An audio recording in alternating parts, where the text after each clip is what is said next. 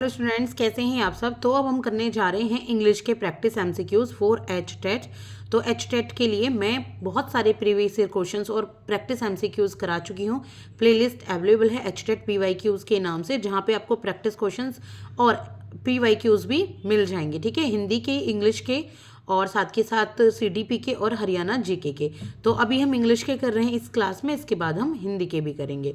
तो स्टार्ट करते हैं। 381 से 380 तक हम कर चुके हैं क्वेश्चंस कुछ की प्रैक्टिस, बाकी आगे से शुरू करते हैं। विच of the following sentence has a collective noun. इनमें से कौन सा ऐसा सेंटेंस है जिसमें कलेक्टिव नाउन है। कलेक्टिव नाउन क्या होता है, जो एक नाउन है लेकिन उसमें बहुत सारे चीज़ें या बहुत सारे लोग सम्मिलित हैं। तो एक नहीं है बल्कि वो नाउन में बहुत सारी चीज़ें सम्मिलित हैं। तो चलिए देखते हैं।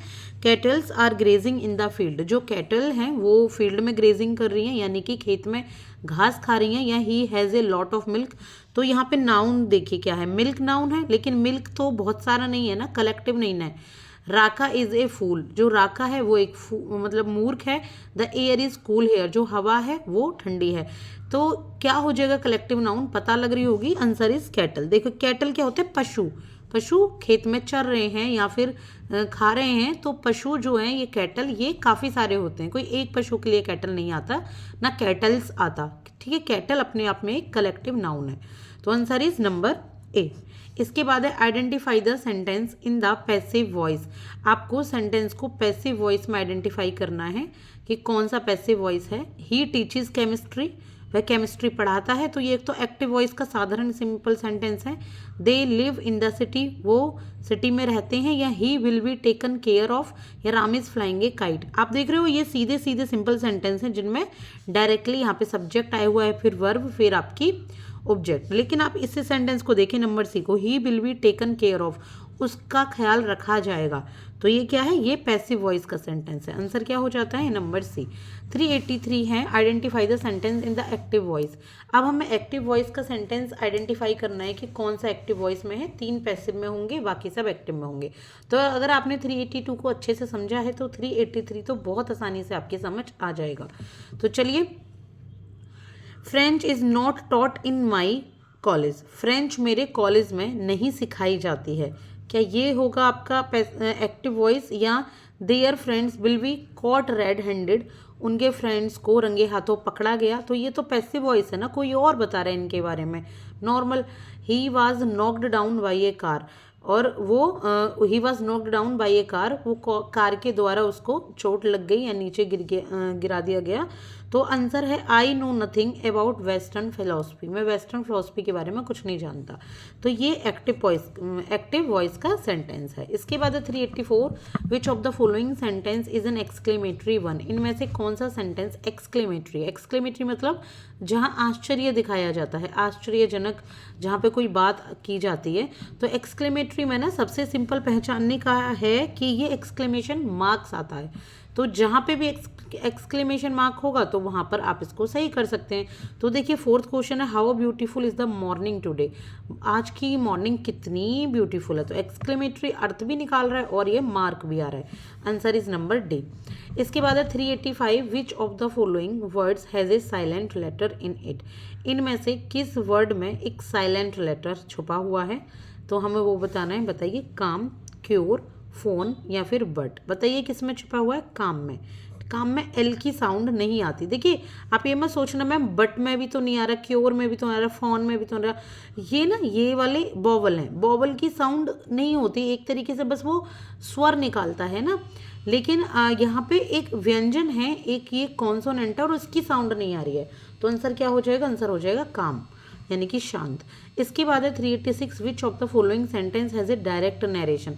हमें एक डायरेक्ट नरेशन का सेंटेंस बताना है, यानी कि हमें इसे कन्वर्ट नहीं करना बल्कि बताना है कि डायरेक्ट सेंटेंस कौन सा। डायरेक्ट और इनडायरेक्ट सेंटेंस होते हैं ना, डायरेक्ट जैसी कोई बात है बिल्कुल वैसे ही कह दी जाती है, इन्वर्टेड कॉमास जिसमें आते हैं। तो he has told me that his father was a police officer. उसने मुझे बताया कि उसके पापा एक पुलिस ऑफिसर थे। ये तो डायरेक्ट नरेशन नहीं है, ये तो आपकी इनडायरेक्ट नरेशन है, क्योंकि इसमें देखिए इन्वर्टेड कॉमास नहीं आए हुए हैं। इसके बाद है, चलिए डायरेक्टली आप पढ़ लीजिए, he said to me do not cross the limit. उसने मुझसे कहा कि लिमिट को क्रॉस मत करो। तो ये इन्वर्टेड कॉमास से हमें क्या पता लगता है कि ये डायरेक्ट सेंटेंस है, जैसी कोई घटना हुई है उसे ज्यों की त्यों यहाँ पर कर दिया गया है। Answer is number C. इसके बाद है which of the following sentence has the antonym of narrow.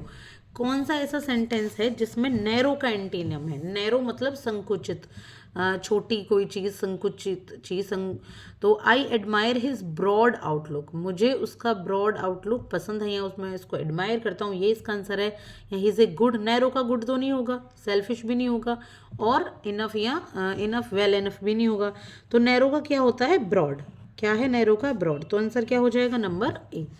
इसके बाद है 388 according to the NCF 2005 learning is dash and dash in its character. अगर हम NCF 2005 की बात करें तो लर्निंग क्या है और इसके करेक्टरिस्टिक्स क्या हैं, हमें ये बताना है। लर्निंग इज पैसिव है या लर्निंग इज एक्टिव है, और जो करेक्टर है इसका लर्निंग का वो क्या है, वो हमें बताना है। तो answer is number B, learning is active. क्या है? एक एक्टिव प्रोसेस है और सोशल होती है करेक्टर में, यानी कि हम अपनी सोसाइटी के थ्रू सीखते हैं, सोसाइटी में उसको अप्लाई करते हैं, तो सोशल होती है। आंसर क्या हो जाएगा? 388 का बी। इसके बाद है 389 what does motivation do in the process of learning. जब लर्निंग कर रहे होते हैं स्टूडेंट्स तो मोटिवेशन वहाँ क्या काम करता है? जब किसी को मोटिवेट किया जाता है, प्रोत्साहित किया जाता है, किसी को ना आगे बढ़ाने की कोशिश की जाती है, तो मोटिवेशन वहाँ किस चीज़ का काम करता है? क्या ये मेमोरी को शार्पन करता है किसी भी लर्नर की, या न्यू लर्निंग और ओल्ड लर्निंग में अंतर बता देता है, या लर्नर को अनडायरेक्शनली सोचने की कि वो और भी दूसरी दिशाओं में या किसी निश्चित दिशा में सोचने की अनुमति देता है, या फिर it creates interest for learning among young learners, या जो छोटे लर्नर होते हैं तो उनके, ताकि वो लर्निंग को अच्छे तरीके से सीख पाएँ, उनको इंटरेस्ट क्रिएट करने का काम आता है। बिल्कुल यही काम आता है। तो number D is the right answer. इसके बाद है 90 fill in the blank with appropriate preposition. आपको इसमें एक प्रपोजिशन फिल करना है। Ashoka is worthy dash remembrance. तो क्या लिखा जाएगा? फॉर रिमेम्बरेंस या विद रिमेम्बरेंस या एट रिमेम्बरेंस या ऑफ रिवरेंस। तो इसका आंसर हो जाएगा number D, Ashoka is worthy of remembrance. मतलब अशोक जो है वो याद करने के लिए वर्दी है, एकदम याद किए जाते हैं, वो यादगार हैं, स्मृति है उनकी। इसके बाद है 391 और ये हमारा इस क्लास का लास्ट क्वेश्चन है। इसके बाद ना आपका है यहाँ पे एक गिवन पैसेज, तो मैं उसको एक ट्रिक के साथ आपको समझाऊंगी, एक स्ट्रेटेजी के साथ आपको समझाऊंगी कि आप आसानी से एक पैसेज को कैसे सॉल्व कर सकते हैं। तो नेक्स्ट क्लास में मैं उसको लेकर आऊँगी। अब है question, what is the subject of the following sentence. इनमें से ये जो सेंटेंस हैं इनका सब्जेक्ट क्या होगा? No man can serve two masters. कोई भी आदमी दो मास्टर्स यानी कि दो मालिक को सर्व नहीं कर सकता। तो क्या होगा इसका आंसर? हमें बताना है। टू मास्टर्स है क्या इसका सब्जेक्ट, या नो मैन कैन है, या कैन सर्व टू मास्टर, या नो मैन है। बहुत सिंपल है। देखिए कैन तो यहाँ पे हेल्पिंग वर्ब हो गई, हेल्पिंग वर्ब से पहले जो आया हुआ है वो हमारा सब्जेक्ट है, इसका मतलब नो मैन जो यहाँ मेन वर्क कर रहा है। तो 91 का ये आंसर है। अगर आपको मेरी क्लास पसंद आ रही हो तो प्लीज़ सब्सक्राइब कीजिएगा चैनल को, क्लास को लाइक कीजिएगा, और साथ ही साथ कमेंट सेक्शन में आप मुझे बता सकते हैं कोई भी आप चेंजेस चाहते हैं, तो मैं कोशिश करूँगी कि मैं आपके अकॉर्डिंग अपनी इम्प्रूवमेंट बढ़ाऊँ अपनी क्लासेस की क्वालिटी की, और आपको बेस्ट क्लास दूँ।